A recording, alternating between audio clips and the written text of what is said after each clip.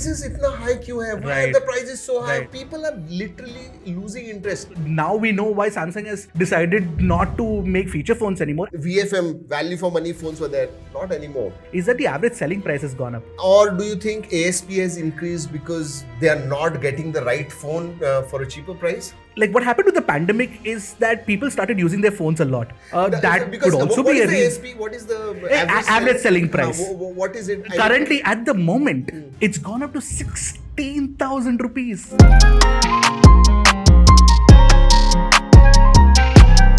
Alright, so welcome to yet another episode of the podcast. It's been some while since you've come on the podcast. We had one with Infinix before this. Yeah, I was not there at that time. Yes. You know what? Podcast is such a thing that, it has to feel from inside. And today, the thing we were discussing earlier, we said, let's have a podcast. And again, unscripted, completely from the heart.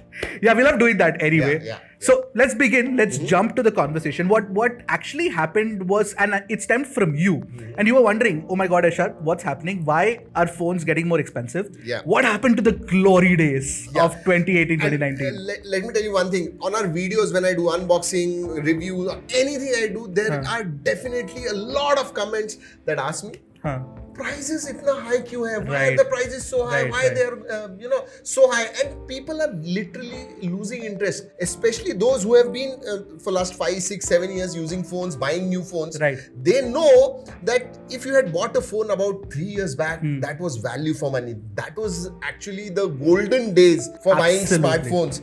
VFM, value for money phones were there. Not anymore. And that's the point of the discussion. Far and today. few in between. Yeah.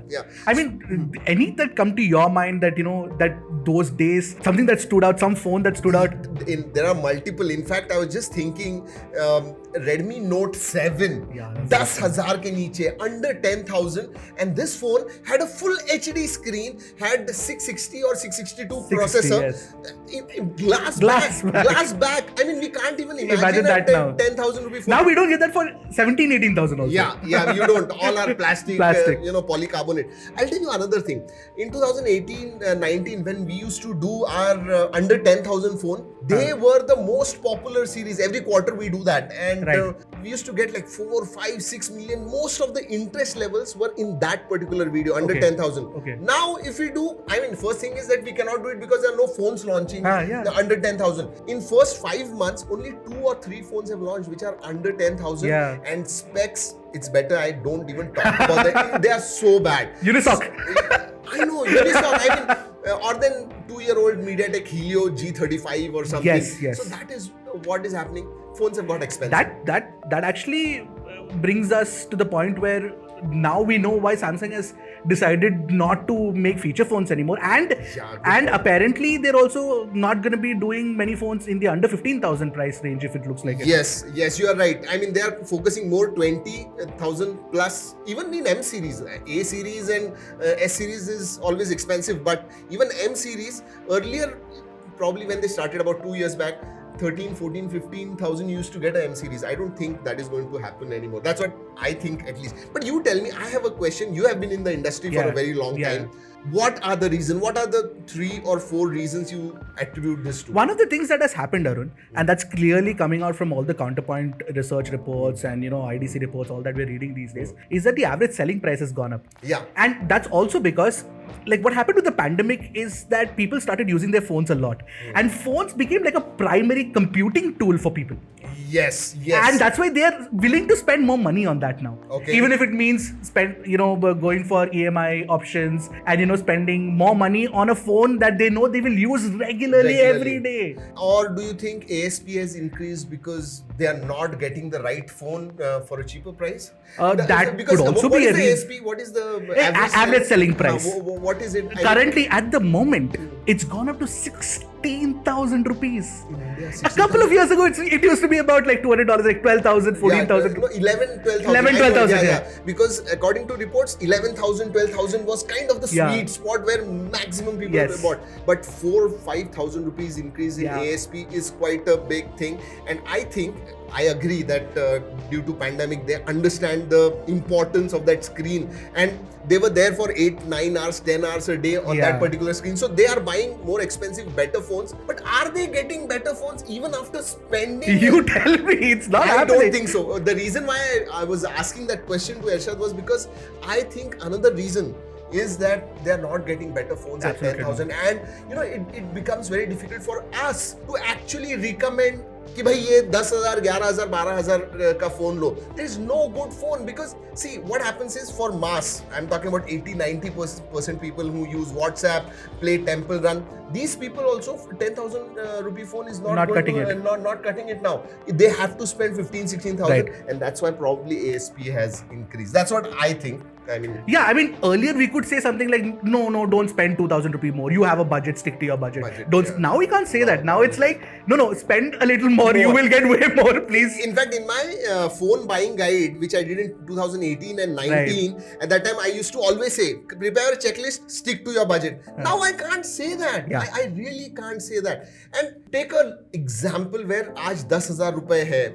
What processor will you get? What display? You're not going to get a full HD display. You're not getting a phone that is going to exceed the 1.5 or 2 lakh Antutu score. Because see, I think for daily use, for a regular use, a processor, if you see benchmarks, I think 2.5 lakh Antutu score should be there. Nowadays, 10,000 ke phones are like 1 lakh 10,000 Antutu score. That's what I'll say. And that just does not cut. And in fact, I haven't, and I'll be very honest, I haven't even seen phones in that 10,000 price range. They are not. In 5 months, there are hardly 1 or 2 phones. And that too not from, kind of top 3-4 brands. Only the other brands are launching. So, like I even remember the Redmi Note 10 was around that same Redmi Note 7 price, and I had taken like about 10,999 or something, and then I'd taken photos with the phone, and I was like, this price, it's taking such good photos. I'm pretty certain no phone does that now at that price. Another example I'll take, Redmi Note series you spoke about just now, and there were 2 competitors. The biggest competition used to be in Realme number series and Note series. Now, if you see, even the number series and non-pro Note also is 18,000. Yes. The recent one, Redmi Note 11, 16,000, 17,000. So from 11,000 rupees, now it is reached to 16, 17. ASP has basically moved ahead because people are not getting phones. If the same situation that was in 2018-19 was right now, we should have got a Redmi Note 11 at 10,000 rupees. It's not happening.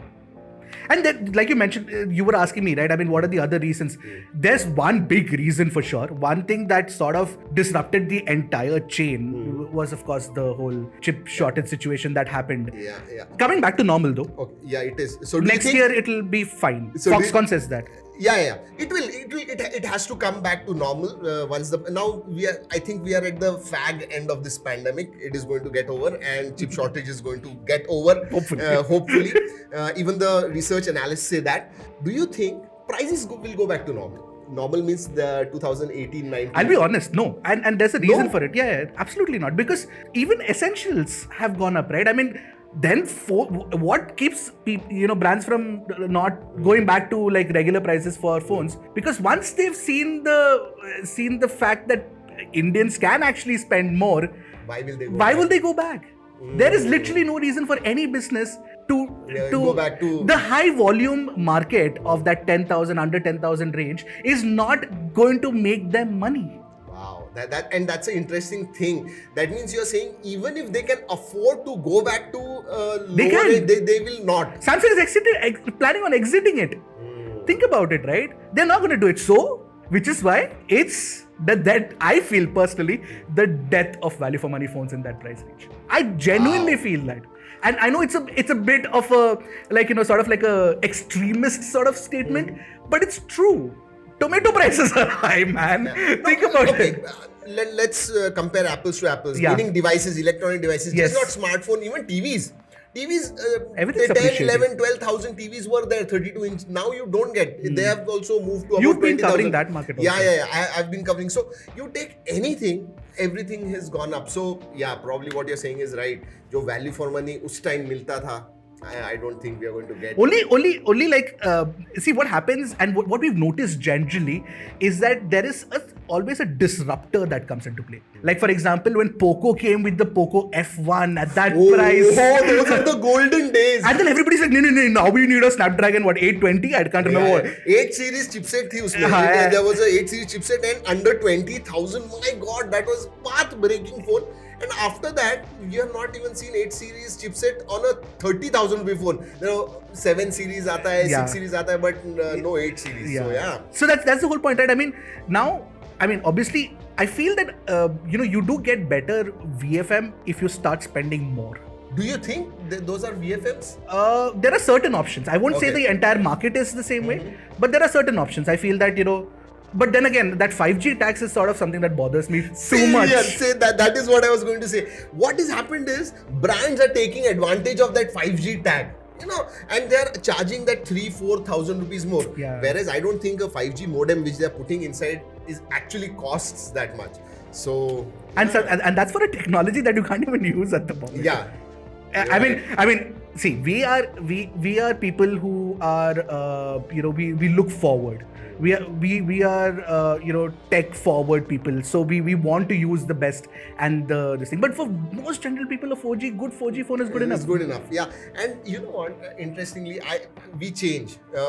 Again, 1.5 years back, when I used to make a video, I used to say that 5G phones, you should buy because if you're going to use for 2 years. Now I say that no, the last buying guide video I did, I said, you think about it, how much 5G is actually going to use, because it might happen that even after 2 years, 5G may not be there in certain areas. Yes. And 4G will still be there and it'll be fast enough. Yes. So in fact, it was like we went to Dubai, right? The two of us. Yeah. And I tried 5G on their network out there. It wasn't that fast.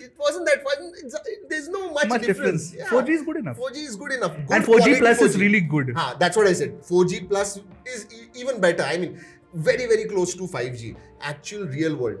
Nowadays, whatever tests happen and they say 1 Gbps, no, you're not going to get that on ground ever for a 5G. So to circle back to the whole thing, right? I mean, the point is here that 5G obviously is also one of the contributors to value for money phones not existing anymore, the prices of phones going up, all of those things, right? The consensus is that mostly the phone prices won't come back. Yeah, I also think the same. And you said a good point, which I think that if brands know that zyada mehenge, more expensive phones consumers are going to buy, why will they go back? Yeah. That is another thing. So yeah, it's value for money phone days are golden days are over. Hopefully a segment disruptor comes in place. You think there will be one? I mean, see, iQOO also tried to do it when they came out. Poco did it. So if there's a new brand that comes in, right, then they try to. I mean, obviously nothing's not going to do it. Yeah. Okay. Now you have said nothing. It will be a flagship or mid-range. You told me, I didn't know about it. Okay, you told me that it's going to be like a super mid-range phone. Yeah, super mid-range, but at a expensive price. It's not going to be a flagship killer. That much I can tell. Yeah. 40,000 tak aayega, 40,000 odd. And I don't think there is any space left in the market for a new player to come in and sort of disrupt either. So many phones launching, man. So many. And most of the ones that we've seen this year are about 25,000 rupees. 25 to 30,000. Yeah. So 20. And new thing is started, introductory price. I don't know what that is. This is a different podcast. Okay, we are going to talk about that. This we have to talk about. Okay. I had a huge problem evaluating a couple of products because of this reason. Oh. We need to have a discussion about this. Next podcast probably. And that ends on this podcast.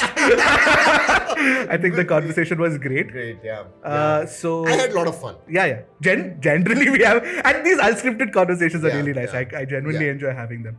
Alright, so in the next podcast, maybe we will talk about introductory pricing. Until next time, keep tracking and stay safe.